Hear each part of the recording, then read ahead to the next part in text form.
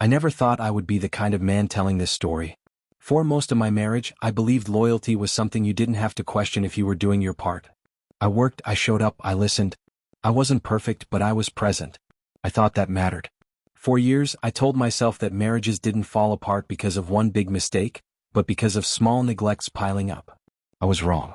Sometimes they fall apart because one person decides the rules no longer apply to them. It didn't start with signs I could easily point to. There was no sudden secrecy with her phone, no late nights that raised alarms. If anything, she seemed lighter, almost amused with herself. She laughed more not with me but around me. I noticed it the way you notice a draft in a room you've lived in for years. Something had shifted, but I couldn't say what.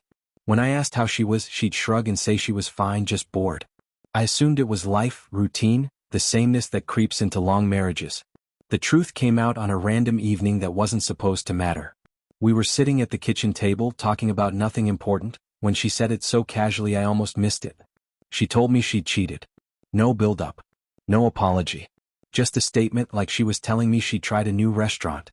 When I didn't react right away, she laughed and said it wasn't serious. Just for fun. Her words, not mine. She said she needed excitement and that it didn't mean anything. I remember staring at the grain in the wood, trying to understand how someone could reduce years of trust to a joke.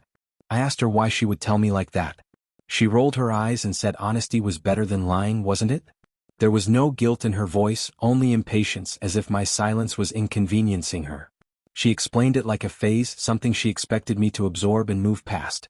That was the moment I realized the betrayal wasn't just the cheating. It was the complete lack of respect. She wasn't afraid of losing me. She assumed I would stay. I didn't yell. I didn't insult her. I simply stood up and told her I was done.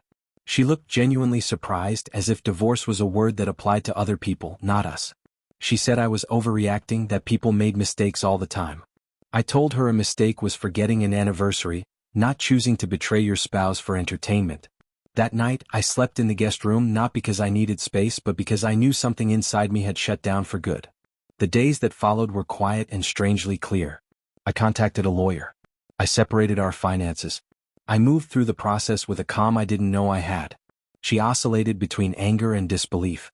One moment she accused me of being dramatic, the next she acted offended that I wasn't fighting for her. But I was finished fighting. The divorce was finalized faster than she expected, and when it was done, I felt something I hadn't felt in a long time. Months passed without contact. I rebuilt my routines not to prove anything but because life keeps going whether you're ready or not. Then one evening my phone buzzed with her name. I didn't answer. The messages followed. She said she missed me. She said she'd made a terrible mistake. She said the affair hadn't been fun after all. When I finally agreed to meet her in a public place, she looked smaller somehow. Nervous. She cried and told me she wanted her life back. She begged me to forgive her, to give her another chance. I listened without interrupting. When she finished, I told her the truth she didn't want to hear. Forgiveness doesn't undo consequences. Love doesn't survive humiliation.